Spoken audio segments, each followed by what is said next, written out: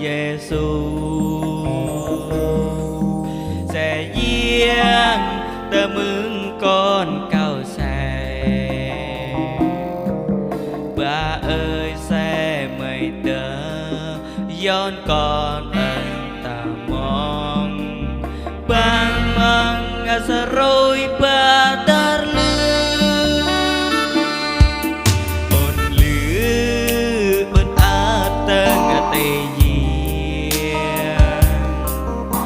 ta mong pin lệ ta tu ngoa Giêsu a cheni a yo thành của con quen nhẹ ta mor kreng tang đời bôi lư dar mò giang ba hấp nơi lê lối đời tê nhuang giang là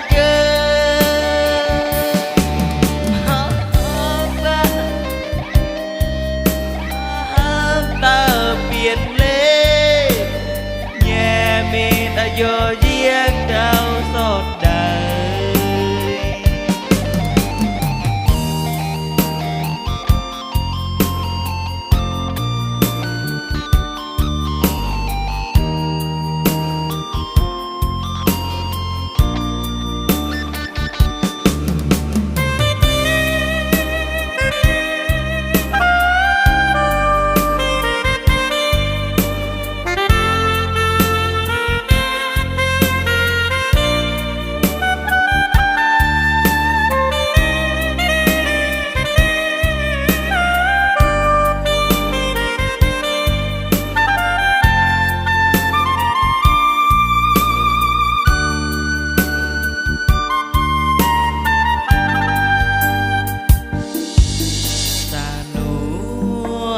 Cô ban Giêsu sẽ riêng tơ mừng con cao xe ba ơi xe mây tơ yon con ăn ta mong bang bang asa rồi ba tar lư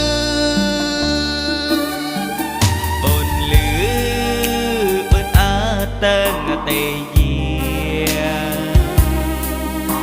ta mong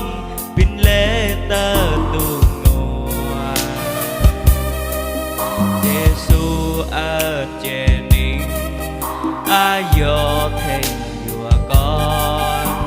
quen nhẹ ta mor kreng tang đời bôi lư dar mò giang ba ham lên ta máy lôi lời tê nhuang giang ca chơi on ba luôn ngư ba ham ta biển lê nhẹ mịn ở vô giang tao xót